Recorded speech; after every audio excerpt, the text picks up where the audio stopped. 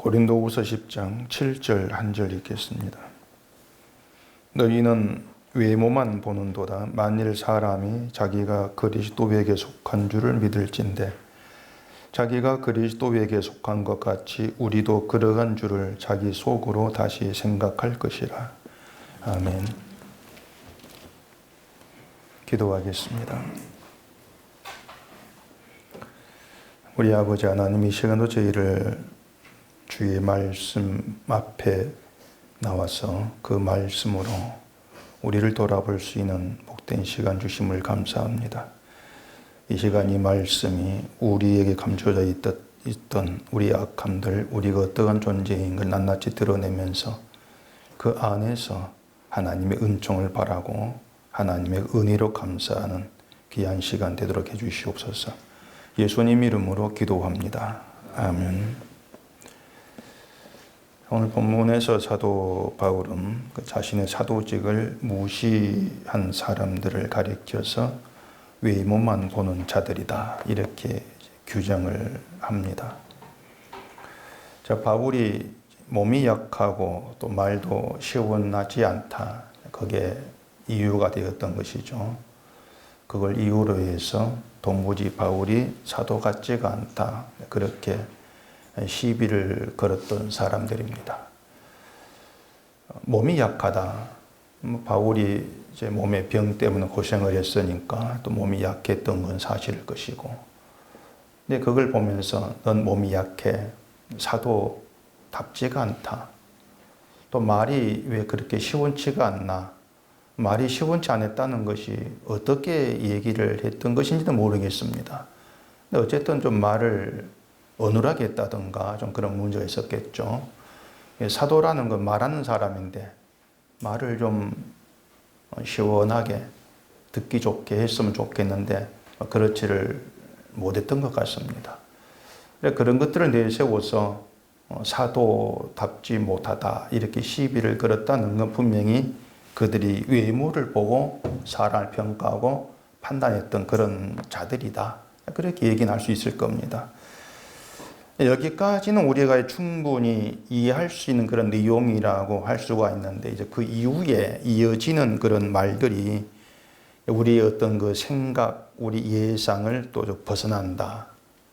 이러한 것들이 항상 바울이 그 생각을 하고 있는 것과 우리가 생각하는 것이 다르다는 것을 실감하게, 느끼게 하는 그런 내용들이 되는 겁니다. 외모만 본다는 말도 다르지가 않습니다. 너희들은 외모만 본다, 이렇게 지적을 했으면은 그 다음에 이제 이어질 수 있는 말, 우리가 예상하는 것은 예물을 보지 말라든지, 아니면 사람은 외모가 아니고 속 중심을 보고 판단해야 된다든지, 이런 말을 우리가 좀 예상할 수가 있단 말입니다. 아마 우리라면 그렇게 얘기를 했을 거예요. 누군가가 외모를 본다, 그러면 당신 외모를 보지 마세요, 속 중심을 보고 판단해야 됩니다, 아마 이렇게 고민하지 않았을까, 그렇게 생각해 볼 수 있을 겁니다. 왜냐하면 우리는 이제 사람을 외모만 보고 평가하는 것을 예수를 믿는 신자로서 이건 잘못된 것이야, 우리는 그렇게 규정을 하고 있습니다. 그리고 잘못된 일은 하지를 않아야 된다, 이게 이제 우리가 알고 있는 내용들이죠. 근데 바울은 우리가 예상하는 그런 말을 하지를 않는 겁니다. 7절 다시 보십시다. 너희는 외모만 보는도다. 만일 사람이 자기가 그리스도에게 속한 줄을 믿을진대 자기가 그리스도에게 속한 것 같이 우리도 그러한 줄을 자기 속으로 다시 생각할 것이라. 그러니까 지금 바울은요, 외모만 보는 것을 그리스도에게 속한 줄을 믿는 믿음과 연결해 가지고 얘기를 한다는 겁니다. 신자가 내가 예수께 속한 줄을 믿는 믿음이 있다면 사람을 외모만 보고 평가하면 안 된다, 그런 뜻으로 하는 말은 아닌 겁니다. 내가 예수 그리스도께 속한 줄을 믿는다면 자기가 그 그리스도에게 속한 것 같이 우리도, 사도 바울도 그들이 비난 사도 바울도 걸어간 줄을 속으로 다시 생각해 봐라. 이런 의미로 지금 하고 있는 말이라는 거예요. 그러니까 우리가 예수께 속한 줄을 믿는 믿음으로 믿음이 외모만 보는 것과 무슨 연관이 있느냐고 하는 겁니다. 그래서 본문을 우리가 보면서 쉽게 이 사랑을 보고 외모만 가지고 판단하지 마세요. 이렇게 결론 내릴 문제는 아닌 겁니다. 자, 그렇게 되면 이 성경이 복음이 아니고 도덕이 되어버린다. 이렇게 제가 여러 번 이제 말씀을 드렸죠. 근데 사람들은 이 성경을 자꾸 도덕으로 바꾸고 얘기를 하면서도 이것 한 가지를 자꾸 생각지를 않습니다. 뭐냐면은 이 말씀대로 내가 얘기한 그 내용대로 실천할 수 있는지 그 가능성의 여부에 대해서 덮어버리고 무시를 해버린단 말입니다. 자, 사람이 사람을 외모로 판단하지 않을 수 있을 것 같습니까? 사람은 그럴 것 같습니까? 자, 바울이 너희는 외모만 본다고 했는데 그게 모든 인간에 대한 정확한 판단입니다. 모든 사람이 사람의 외모만 보고 판단을 하고 살아갑니다. 우리는 그렇게 하고 살고 있는 겁니다. 여기서 말한 외모라고 하는 것이 어떤 사람 얼굴 모습 그런 의미가 아니라는 건 잘 아실 겁니다. 요한복음 7장 24절에 보면 예수님이 외모로 판단하지 말고 공의롭게 판단하라 이런 말씀을 했습니다. 유대인들에게 하신 말씀인데 그러니까 예수님은 유대인들에게 너희는 사람을 외모로 판단하고 있는 자들이다 이렇게 말씀을 하신 것이죠. 예수님이 유대인들에게 왜 그렇게 말씀을 하셨는가 하면은 유대인들은 율법 지키는 걸 아주 중요시했습니다. 그런데 그들이 잘못한 것이 뭔가 하면은 율법 지키는 것을 자기들의 영광으로 생각을 한 겁니다. 율법 지키는 것을 하나님 백성다움, 어떤 자기들의 영광으로, 자기들의 의로 그렇게 생각을 했던 것이죠. 나는 하나님 율법을 철저하게 지키는 하나님의 사람이다. 그런 식으로 율법 지키는 것으로 자기 영광을 추구했던 것이 유대인들입니다. 결국에 하나님의 율법이 인간의 영광을 위하던 도구로, 수단으로 이용되는 그런 결과가 되어버린 것이죠.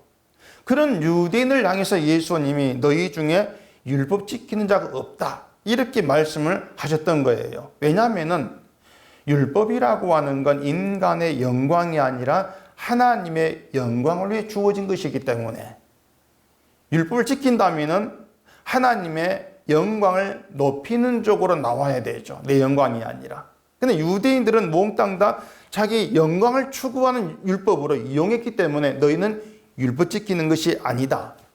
이렇게 말씀을 했던 거예요. 그런 유대인을 가리켜서 외모로 판단하지 마라 이렇게 말씀하신 걸 보면은 예수님께서 말씀하신 외모의 의미는 인간의 영광과 연관이 있다고 할 수가 있는 겁니다. 무슨 말이냐면 내 영광에 가치 있는 것으로 여기는 모든 것들이 외모에 해당이 되는 거예요. 내 영광을 위해서 가치 있는 거, 필요한 거, 그 모든 것이 외모에 해당이 된다는 것이죠. 그래서 외모라는 말이 어떻게 생각하면 참 쉬운데 간단한데 또 어떻게 생각하면 이해할 수 없는 어려운 말이 될 수도 있는 겁니다. 다시 말씀드리면 우리가 우리를 영광되게 하고 나를 높여준다고 생각되는 것들이 많이들 있습니다.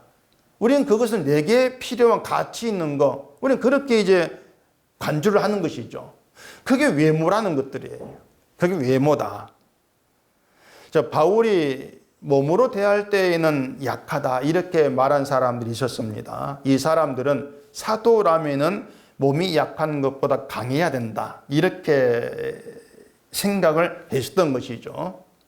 어떤 신체가 좋고 몸이 좋고 강한 것이 그 사도다움을 보이는데 가치가 있다 이렇게 생각을 했기 때문에 몸이 약한 걸 가지고 트집을 잡은 거예요. 그게 외모를 본다 그 말입니다.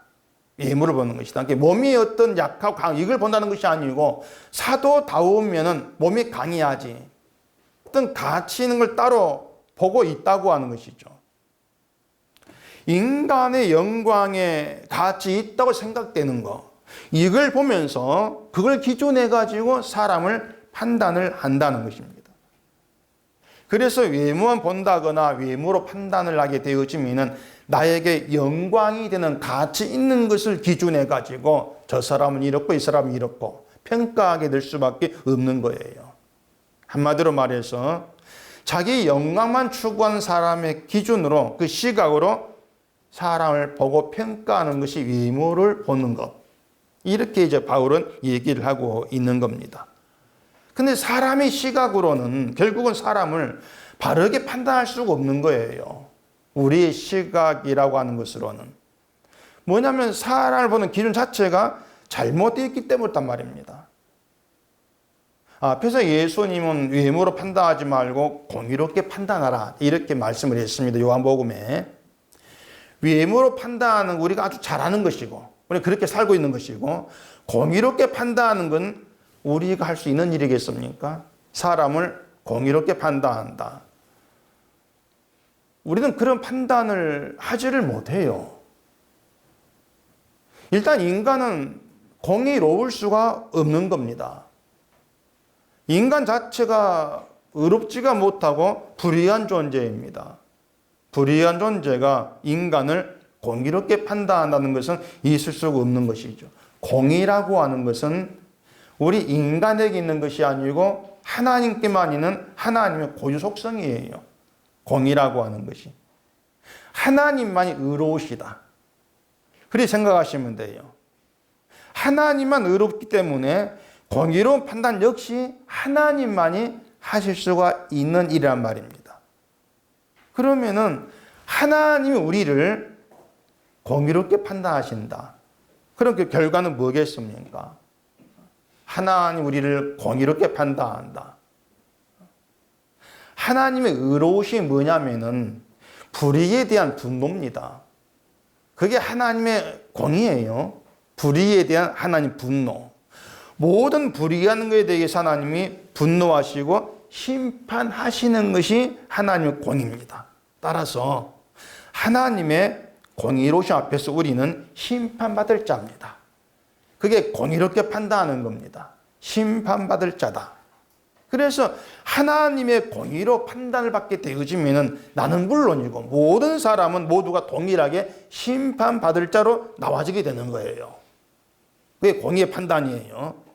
이런 하나님 공의 앞에서 나는 율법을 지켰다 지키지 아니했다 아무런 의미가 없다는 겁니다.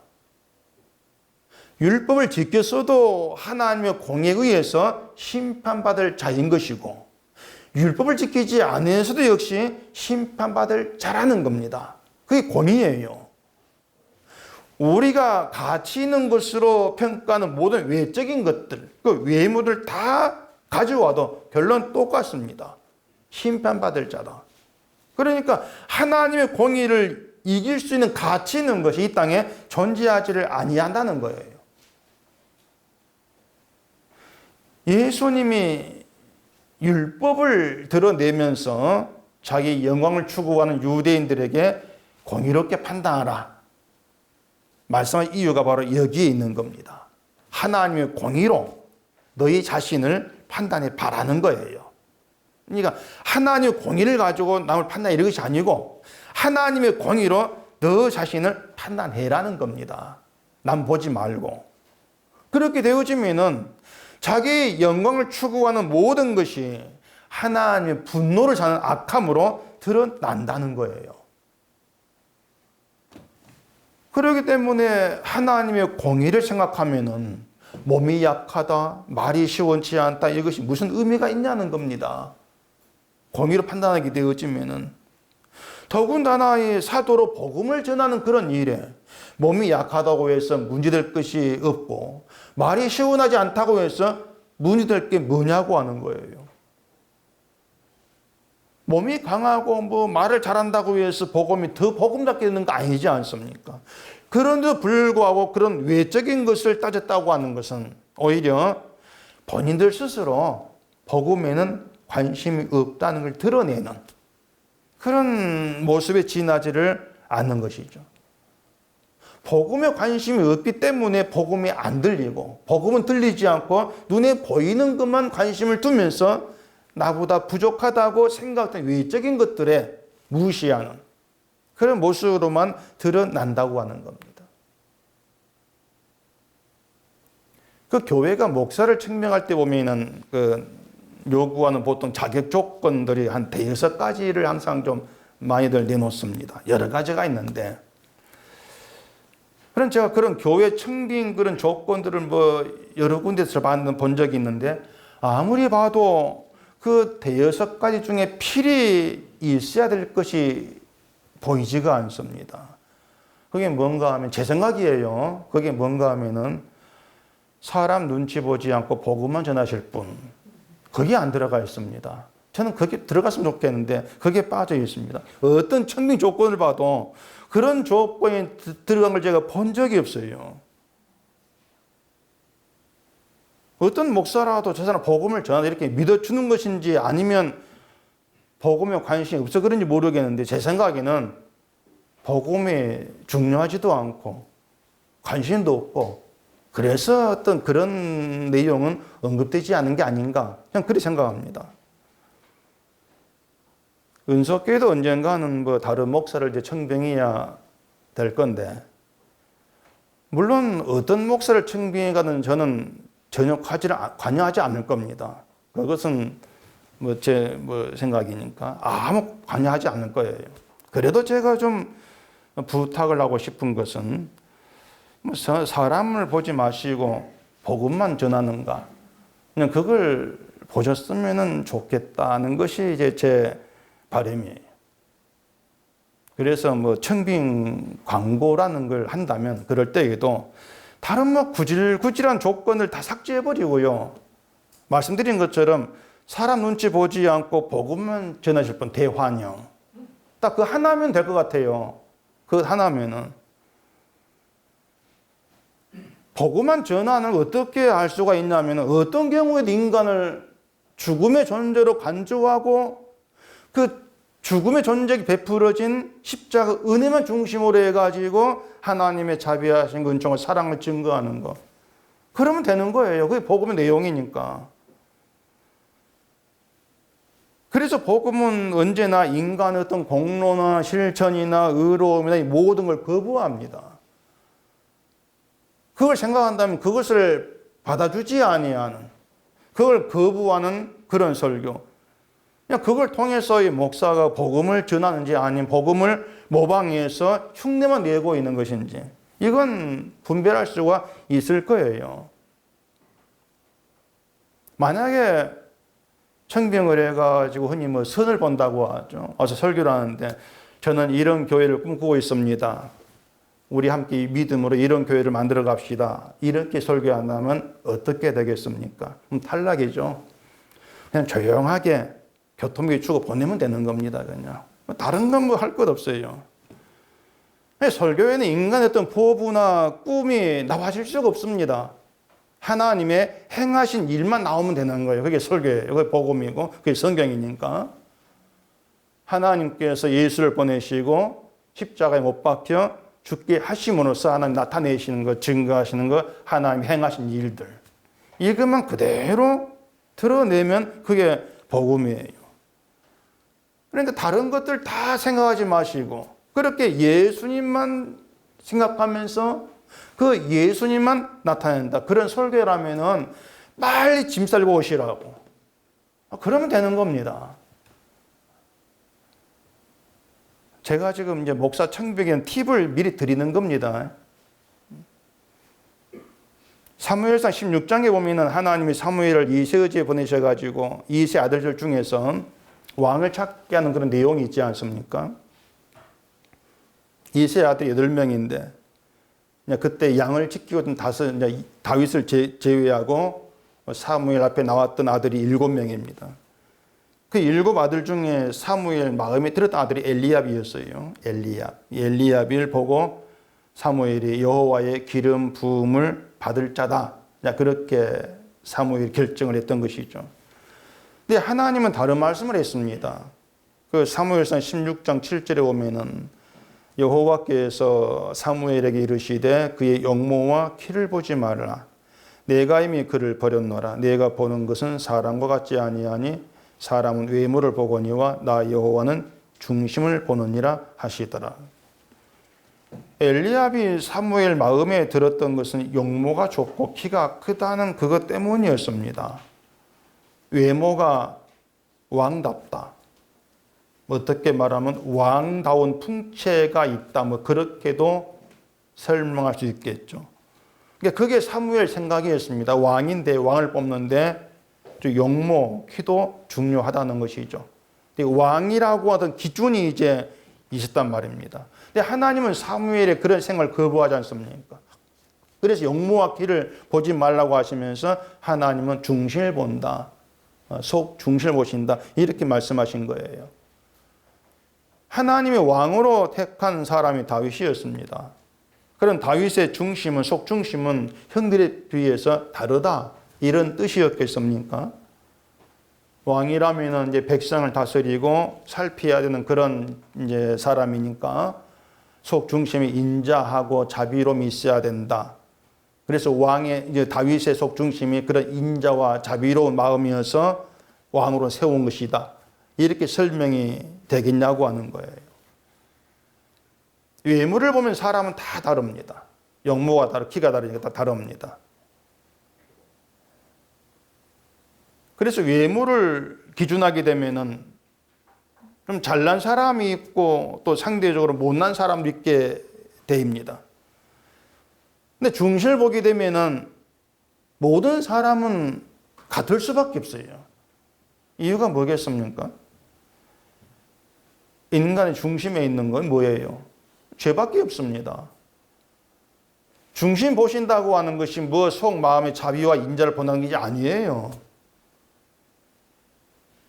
인간 중심에는 죄밖에 없어요.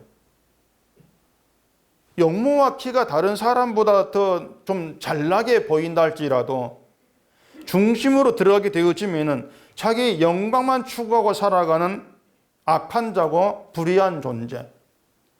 그렇게 인간은 평가될 수밖에 없는 겁니다. 이게 의인은 없나니 하나도 없다. 그 말씀이 현실인 것이죠. 근데 유대인들이 율법을 지키고 또 중요하게 여기고 그렇게 자부했지만은 율법이 그들에게 선언하고 있는 것이 심판이라는 것을 몰랐던 거예요. 율법이 드러내고 있는 인간 현실은 심판이다. 유대인 율법을 끼고 살면 이걸 몰랐던 것이죠. 그것 때문에 예수님은 율법을 지킨 적 없다 이렇게 말씀을 하신 겁니다. 만약에 율법의 뜻을 따라서 바르게 지켰다면은 내가 심판의 존재라는 것을 고백하는 것으로 나왔을 거라는 겁니다. 근데 그게 아니었다고 하는 거죠. 고린도후서 5장을 보십시다.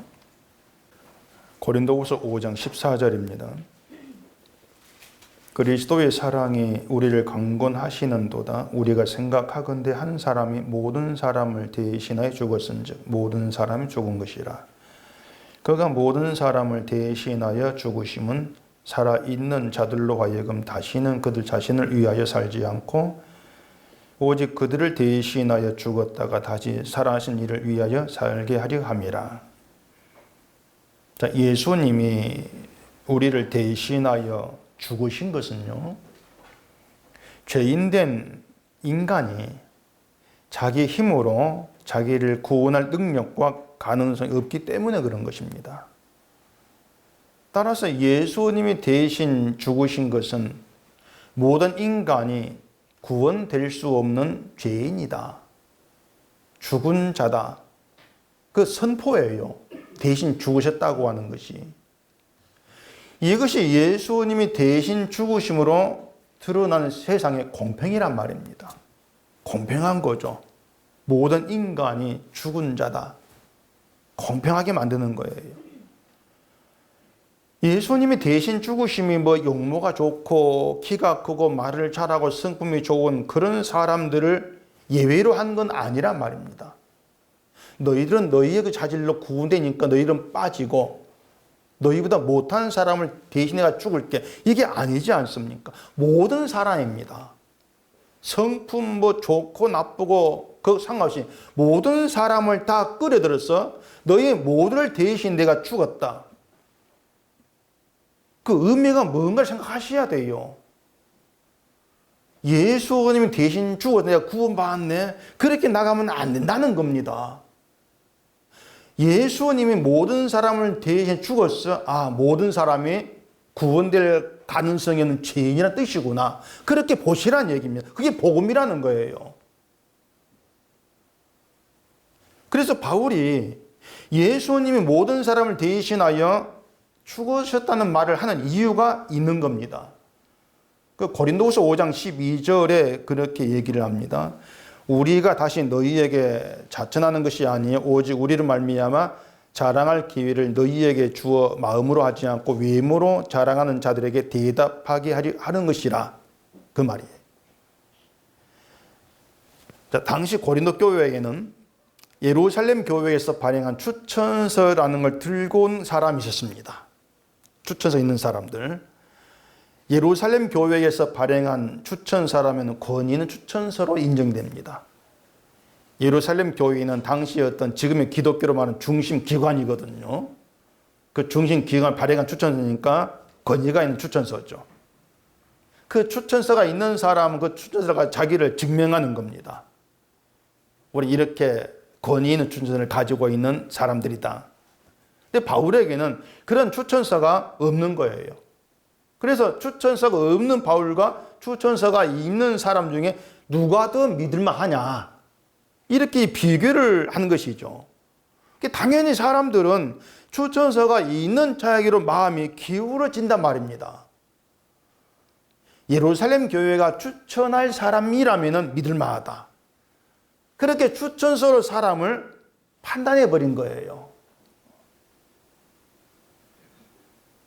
저에게도 그 사람 목사 추천해 달라고 부탁한 전화를 좀 많이 받습니다. 저는 사람 절대 추천 안 합니다.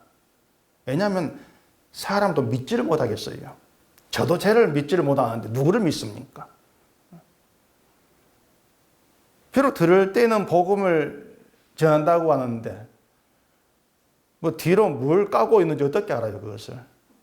근데 저는 사람 모릅니다. 이렇게 얘기를 하죠. 아마 그분들은 제가 추천한 목사람 믿을만 이런 생각이 있는지 모르겠습니다. 거기에 사람들이 어떤 그 심리라고 할 수가 있는 거예요. 내가 신뢰한 저 사람이 추천한 사람 믿을만해. 그리고 내가 신뢰한 예루살렘 교회가 추천한 사람 믿을만해. 이래 돼버린 것이죠. 그러다 보니 바울의 말이 무시가 된 거예요. 이걸 두고 바울은 외모를 자랑하는 자 이렇게 규정한단 말입니다. 그리고 그렇게 추천서를 자랑하는 자들에게 교회가 이렇게 대답하라 가르치는 게 있단 말이에요. 그 말이 뭐냐면은 예수님이 모든 사람을 대신 죽었다. 인용이란 말입니다. 자, 너희 앞에 추천서를 자랑한 사람이 있어? 그럼 너희는 이렇게 대답하라. 그 대답이 뭐냐? 예수님이 모든 사람 대신 죽었어. 그게 답이라는 거예요. 그 의미가 뭐겠습니까? 추천서를 자랑하는 자들에게 얘기할 수 있는 거. 너희도 추천서 그거 상관없이 심판받을 죄인이야. 그 뜻이라는 겁니다. 너희가 예수님 대신 죽음을 믿나? 믿는다. 그럼 너희도 심판받을 죄인이잖아. 내 추천서가 무슨 가치가 있어? 그게 답이라는 거예요. 결국에 외모만 본다거나 외모로 판단하는 것의 잘못됨이 뭐냐면은 외적 조건을 가지고 인간을 판단하는 이것이 아니고요. 모든 사람을 예수님이 대신 죽으신 십자가 시가에 안 본다는 겁니다. 그럼 외모로 판단한다는 거예요. 다시 얘기할게요. 외적 조건 가지고 판단 나쁜 거야. 이건 도덕이에요. 그건 복음이 아닌 거예요. 외모를 본다? 그것은 너희가 예수님이 대신 죽으신 십자가 시간의 사람 안 본다. 그게 복음이라 그 말입니다. 사람을 예수님이 죽은 십자가 안에서 보게 되어지면은 모든 인간은 외적 조건이 어떻든 심판의 존재다. 죽음의 존재다. 이게 십자가입니다. 이게 복음인 거예요. 추천서를 가진 죽음의 존재. 몸이 좋은 죽음의 존재. 말을 잘하는 죽음의 존재. 그런 의미가 된단 말입니다. 그렇게 판단되는 것이 공의롭게 판단하는 겁니다. 사람을. 공의로 판단하는 것이다. 그래서 우리를 영광스럽게 만들어 준다고 생각하는 가치는 어떤 걸 가지고도 하나님께 나갈 수가 없으면 하나님 안 받아주거든요. 나갈 수가 없는 거예요. 이런 내용들이 우리에게 생사 현실로 자리해야 한다는 겁니다. 그게 말씀을 보고 듣는 이유가 되는 거예요. 내 현실이 뭔가? 내 현실은 내가 믿음 생활 잘하는 이런 것들이 아니고 예수님이 대신 죽으신 것이 내 현실이다. 그게 뭐냐? 심판의 존재라는 거야. 우리는 그렇게 알아들어야 돼요. 이 성경이라고 하는 것을. 그렇게 되면은 외모를 앞세워서 나를 자랑하는 것이 결국 복음을 가리는 것. 그렇게 알게 될 것이 아니겠습니까? 지금까지 말씀드린 내용의 결론은 예수님이 대신 죽은 죽음 안에서 모든 사람은 외적 조건과 상관없이 죽음의 존재이고 심판받을 죄이라는 것입니다. 때문에 외모만 본다는 것은 예수님이 대신 죽으심의 의미를 모른다. 이런 결론이 되는 것이죠.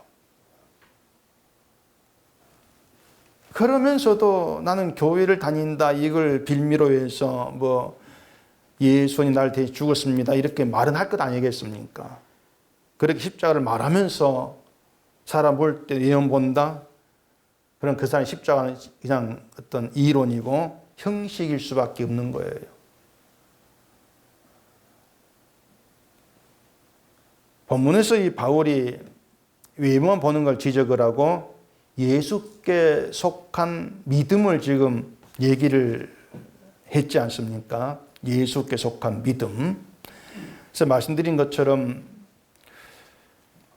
외모만 보는 것과 예수께 속했다는 걸 믿는 믿음이 이제 어떤 의미가 있냐고 하는 것이죠.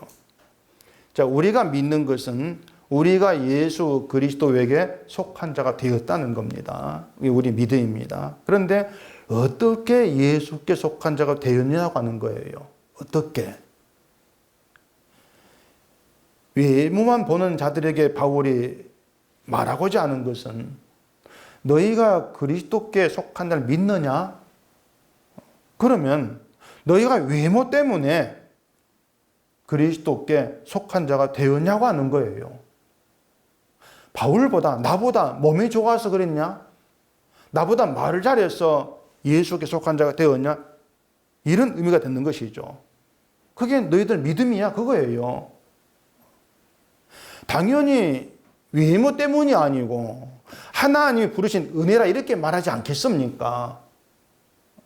하나님이 부르신 은혜가 나를 예수께 속한 자가 되게 했다.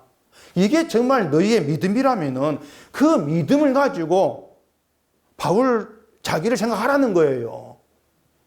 그 믿음을 가지고 다른 사람을 보라는 겁니다. 너희가 외모로 평가하는 그들을 외모를 가지고 보지 말고 너희가 믿는 그 믿음을 가지고 보라고 하는 거예요. 그러면 바울을 외모로 보는 것이 왜 잘못된 것인가를 알게 된다는 겁니다. 결국에 사람을 외모로 본다는 것은 겉만 보고 사람을 판단하는 도덕적인 차원을 넘어서 죄 가운데 있고 죽음의 존재인 우리를 부르셔서 예수께 속한 자가 되게 하신 하나님의 은혜를 멸시하는 거단 말입니다. 외모를 본다는 것이. 은혜의 멸시로 나가는 거예요. 그래서 외모 문제는 도덕이 아니라는 건 복음이지. 이게 예수께 속한 믿음을 얘기하는 이유가 되는 거예요. 예물을 얘기하면서. 그렇다면 우리 자신이 되겠어. 우리가 공의롭게 판단하게 되어진다면은 우리는 날마다 하나님의 은혜를 멸시하고 살아간다. 왜? 우리는 늘 외모를 보니까, 나를 보고 나를 봐도 누군가를 봐도 외모를 보니까 늘 하나님의 은혜를 멸시하고 살아간다. 이렇게 판단하는 것이 맞지 않아 싶습니다. 여러분 자신을 믿음으로 잘 살고 있는 것처럼 생각지를 마시라는 겁니다. 물론 여러분 양심이라는 것이 있어서 난 믿음으로 잘 산다 이런 생각 안 하겠지만은 이제 또 문제가 뭐냐면은 내 믿음에 대해서 한숨 쉬는 게 또 문제가 되는 거예요. 내 믿음이 이것밖에 안 됩니다. 그러고 이제 끝나는 거죠. 문제는 그것도 외모만 본다는 겁니다. 외모만 보면서 내가 외모만 본다. 이걸 감지를 못하고 있는 것이죠. 내 믿음이 이것밖에 안 돼. 한숨 쉬는 이유는 뻔합니다. 교회 생활이 열심히 없다든가 성경 읽고 싶은 어떤 마음도 없고 기도하고 싶은 그런 생각도 없고 그저 세상 일에 치우쳐 살아가는 것 전부 다 이게 이렇게 생각되니까 난 믿음이 이것밖에 안 돼. 이렇게 한숨만 나오는 경우가 허다한 것이죠. 그게 모두가 다 외모만 보는 것이란 말이에요. 외모를 보는 거. 그래서 제가 답답하다고 생각하는 게 뭐냐면은 하나님은요, 여러분이 생각하는 그것밖에 안 되는, 정말 그것밖에 안 되는 죄의 존재인 우리를 부르셔서 예수께 속한 자가 되기 위한 은혜를 베풀었다는 겁니다. 난 나를 두고 한숨을 쉬는데 그렇게 한숨 쉴 것밖에 없는 그런 나를 불러내어서 예수께 속한 자가 되게 한 은혜를 베풀었습니다. 왜 그걸 보지 않냐는 거예요. 한숨을 쉬면서. 내 믿음이 이것밖에 안 된다고 한숨이 나올 수밖에 없는 한심스러운 게 우리입니다. 그게 정확한 거예요. 난 잘한다는 가짜예요. 정말 우리가 나를 제대로 보고 있다면 한숨이 나와야 맞죠. 그건 맞는데 한숨이 나온 것으로 그쳐버리는 것이 아니고 그렇게 한숨이 나올 수밖에 없는 나 같은 자를 하나님께서 예수께 속한 자가 되게 했다. 그게 믿음이란 그 믿음 안에서 은혜를 보는 게 필요하다는 거예요. 그게 복음이라는 겁니다. 근데 그렇게 나가지를 못하는 끝까지 외모에 붙들려 있는 거예요. 그러다 보니까 한숨 나온 날문가 개선해 보려고 이렇게 해볼 저렇게 해볼까 이런 엉뚱한 생각이 나오는 거죠. 그런 모든 것들 은혜를 멸시하는 것이고 내 스스로 믿음을 부인하는 것인데 그걸 감지를 못하는 것이죠.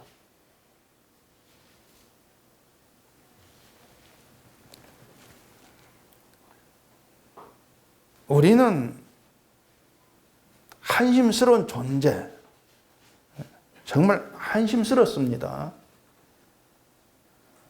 그런데 그런 우리를 하나님께서 예수 안에 붙들어 놓기 위해서 수고하신다는 겁니다. 수고하신다. 하나님의 그 수고로 말미암아 그나마 우리가 이 자리에 나와 있게 된 겁니다. 그나마. 설령 예배당에 나오면 귀찮아서 온라인으로 휴대폰 켜놓고 보고 있다 할지라도 그나마 그렇게 보게 하시는 것이 하나님의 수고라고 하는 거예요. 하나님 수고하십니다. 그래, 여러분들이 이제 또 믿음 생활이라는 거 하시면서 믿음이 이것밖에 안 된다. 그렇게 한숨이 나올 정도로 한심스러운 자신 모습을 여러분이 보고 계신다면은 그런 여러분을 가장 잘 설명할 수 있는 두 글자가 딱 있습니다. 뭐겠습니까? 맞추면 제가 전혀 사드릴까요? 딱 두 글자. 어려운 얘기입니다. 은혜. 그거예요. 은혜. 그 두 글자가 지금의 우리를 가장 정확히 설명할 수 있는 단어입니다. 우리 외모를 보지 아니하시고 그 하늘의 좋은 것들을 몽땅 공짜로 다 베푸신 그 은혜. 그게 우리 지금 현실이에요. 나는 나를 한숨밖에 안 나오는데 하나님의 하신 일을 들여다보니까 은혜 속에 풍덩 들어있더라는 겁니다. 한숨밖에 안 나오는 그런 나를 하나님께서 은혜 안에 집어넣고 계시더라. 이게 지금 여러분들의 현실이고 또 우리가 지금 살아가고 있는 이 지금의 삶을 가장 잘 설명할 수 있는 간단하면서도 무궁무진한 걸 담고 있는 단어예요. 은혜라고 하는 것이. 그 은혜로 서로를 생각하는 것이 외모를 보지 않는 겁니다. 난 저 사람 외모를 보지 않을래. 그건 이미 외모를 보고 있는 거예요. 보지 않을래 이렇게 하지 마시고 그냥 하나님의 은혜가 뭔가 생각하시면 돼요. 한심스러운 나를 보게 되면 내가 누군가를 보고 평가할 자격이나 뭐 있다고 생각되겠습니까? 그런 생각 꿈도 꾸지를 못해요. 그래서 나 같은 자 은혜 안에 있지. 그렇다면은 저 사람도 은혜 안에 있는 것이고 함께 우리 모두가 은혜 안에 있는 거야. 이게 교회고 이게 서로 외모를 보지 않는 것이다. 바울은 그 얘기를 하고 있단 말입니다. 그래서 여러분들이 자기 믿음에 대해서 다시 말해 한숨이 나온다면은 이렇게 생각하시면 돼요. 이렇게 한심스러운 나를 데리고 하나님은 뭘 하시려고 오늘도 이 자리에 나오게 하셨을까? 여러분 아시겠습니까? 한심스러운 게 저거 여러분인데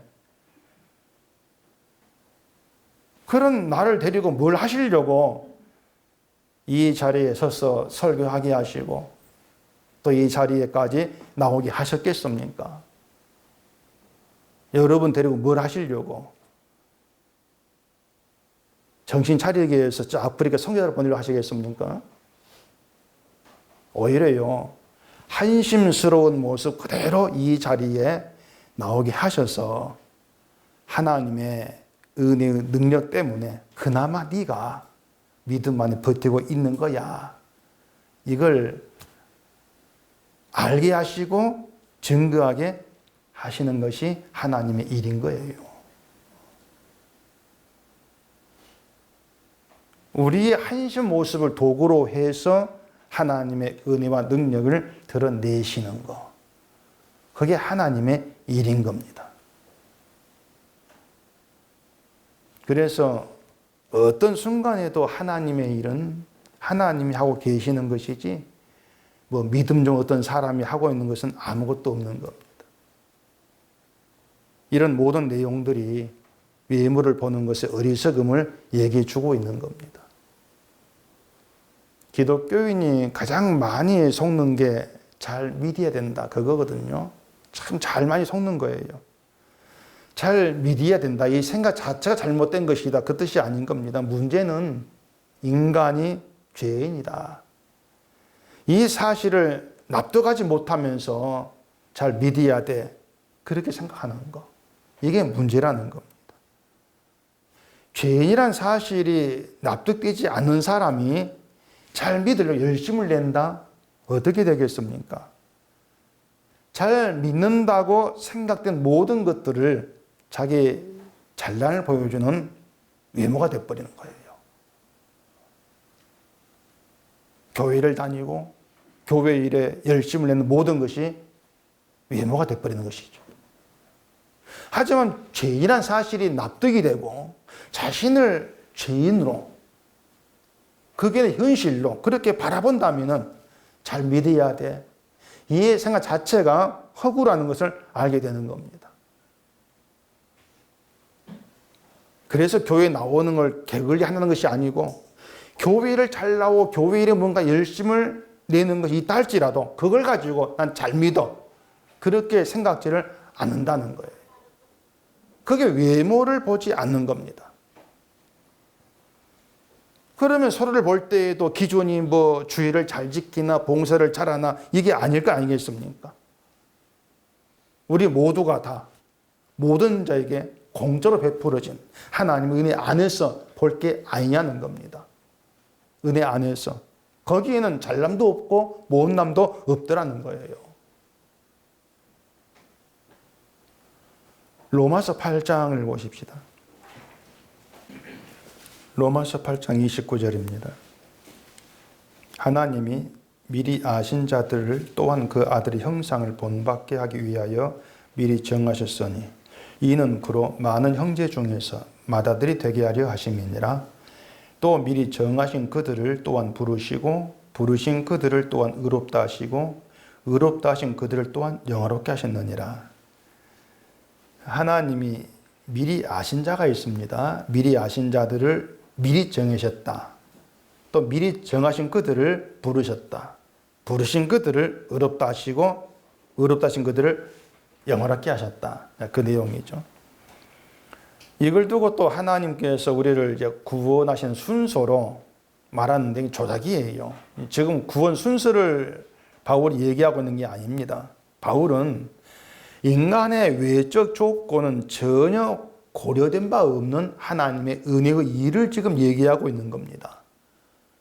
구원의 순서 이런 건 없어요. 없거니와 또 바울의 관심사도 아닌 겁니다. 미리 아셨고 미리 정하셨다. 이 미리라고 하는 말 안에 있는 게 뭐냐면 우리의 외모 안 보셨다는 거예요. 의미 없다는 겁니다. 미리 아셨다는 거예요. 우리가 뭘 하기도 전에 우리를 부르시고 예수 안에 있게 하신 하나님 일에 우리의 외모, 우리의 어떤 것도 도움되지를 못했다고 하는 것입니다.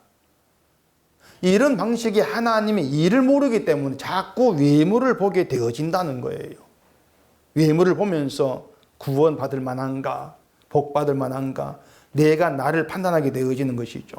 그게 모든 게 뭐냐면은 예수님이 나를 대신해서 모든 사람을 대신해서 십자가에 죽으셨다.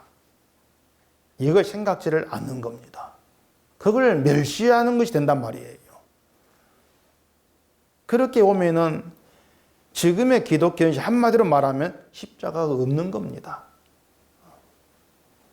온통 외모를 내세워서 자기가 자기를 판단하게 하지 않습니까?